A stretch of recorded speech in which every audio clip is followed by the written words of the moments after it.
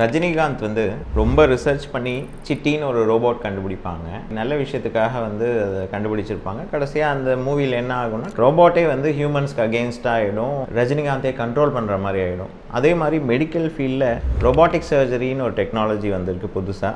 So இந்த robotic சர்ஜரியில் நிறைய பேருக்கு இந்த ஒரு கொஸ்டின் இருக்குது, இந்த ரோபோட் தான் வந்து இந்த ஆப்ரேட் பண்ணுற சர்ஜனை கண்ட்ரோல் பண்ணுதா இல்லை சர்ஜன் ரோபோட்டை கண்ட்ரோல் பண்ணுறாங்களா அப்படின்ற ஒரு டவுட் இருக்குது.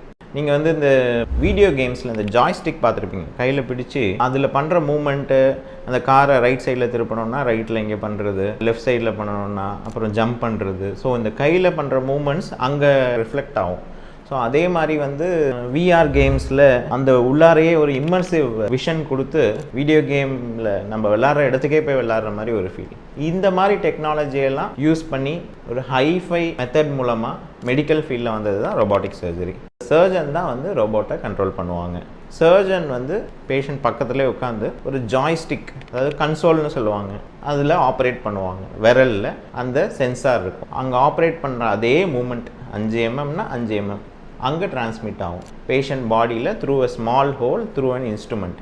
ஏதாவது எரர் வர மாதிரி இருந்தாலும் அதுவே ட்ரபுள் ஷூட் பண்ணி டாக்டருக்கு ஹெல்ப் பண்ணுமே ஒழிய அது கண்ட்ரோல் எடுத்துக்கிறதுக்கு வாய்ப்பே இல்லை. சர்ஜன் தான் பண்ணுவாங்க with the help of robot.